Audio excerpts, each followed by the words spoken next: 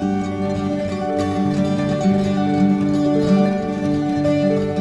morning, Hiking Memere here. My name is April, and Jess is over there behind the counter. I know you can't see her at the moment, but it's been a bit since we've done a cooking video, and here it's Sunday, and we are watching football because what else do you do in the fall other than watch football on a Sunday?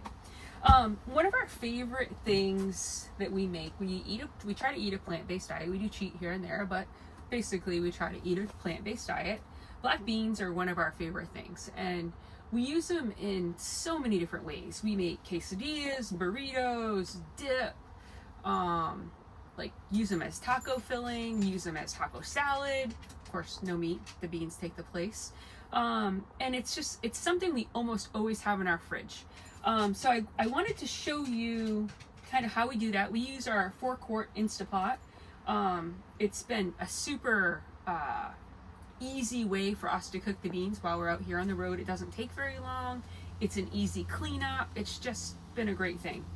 All right, so today I'm gonna get the beans cooking in an Instapot, and we're gonna use them a little bit later in the day while we're watching one of the games, and we're gonna call it a dinner dip. So basically it's kind of like I describe it, like a 7-layer dip. And we'll show you how to do that afterwards, but let's get these beans cooking first. So this is gonna be a little noisy, sorry. We're gonna cook, I usually cook like 1 cup at a time. It works real well for the volume. I don't want to have this batch of beans for a week. I want to have this batch of beans for like 3 days, 4 days, something like that. So 1 cup usually works pretty good for us.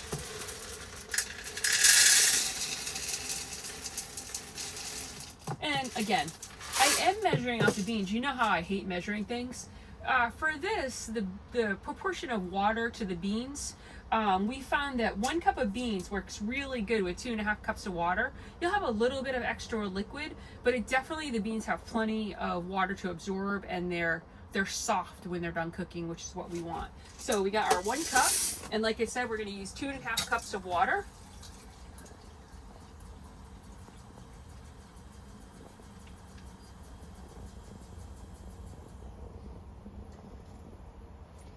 And again, your Instapot might have certain particular, you always have to use, I think it's at least 1/2 cup of water when you're using the Instapot. But yours, always check the directions to make sure you know what yours is. I dribbled a little bit of water over here. I'm going to just clean that up real quick. There we go. Okay, now, a few of the seasonings, I don't know exactly what we're going to use this, like I know one of the meals we're going to use the beans in, but we'll use the beans in several meals, like I said earlier. So we're going to kind of make them a generic flavor. We really like cumin, and I'm probably like a tablespoon. I'm never unhappy if I use more cumin because I just love the flavor. So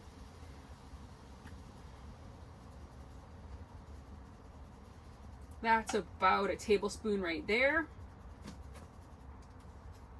And I'm going to use probably about a teaspoon of garlic powder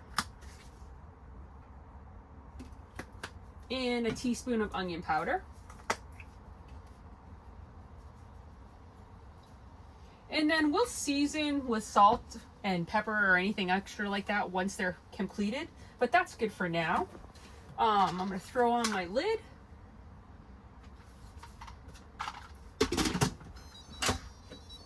She's closed up, and ours is pretty simple. I just hit pressure cook. It's set for 27 minutes, 25, 27 minutes, something like that.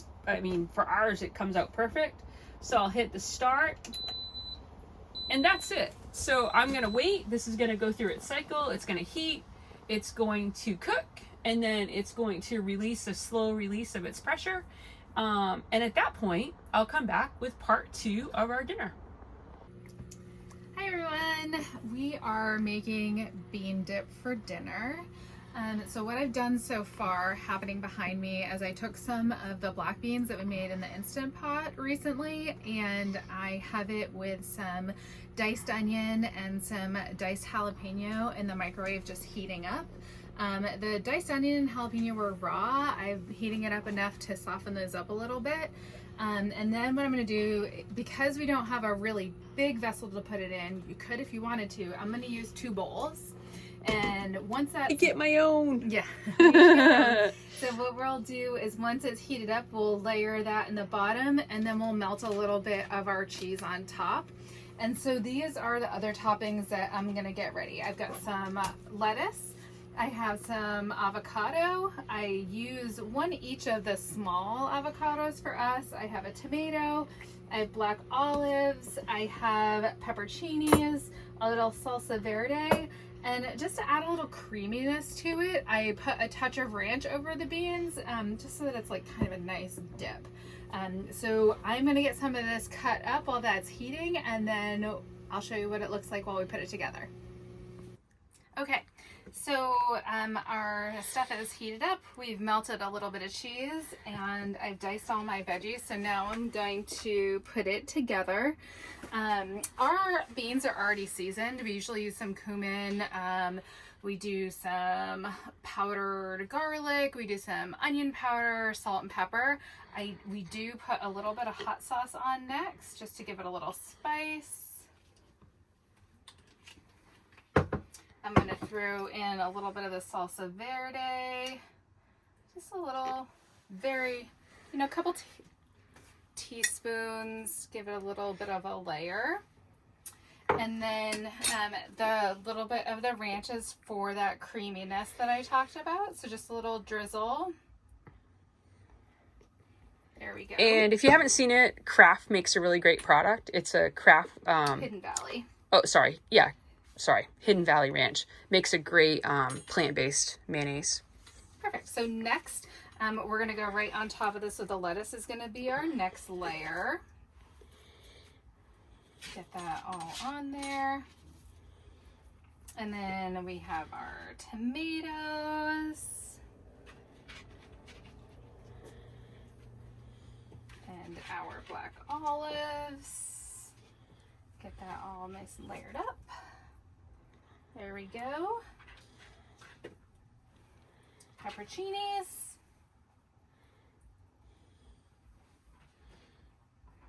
And then we have our avocado.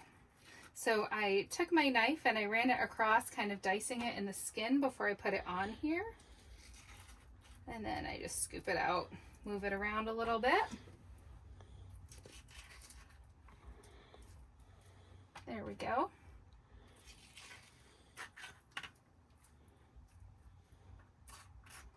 Perfect. And then the last thing that we do is we both love tahini. Put a little sprinkle of that on there. If you haven't tried it before, it's not spicy. It has a really great flavor and primarily a little citrus kick at the end. Like a little lime kick, I would say. And so don't be afraid to try it. From here, what we'll do is you can eat it you can eat it multiple ways. You can eat it just like that. We tend to eat it with like tortilla chips, but you can also eat it with those little corn tortillas, heat up a few of them and kind of scoop it into them is also a great way to have it. But this is one of our favorite. Definitely. Thank you, Jess.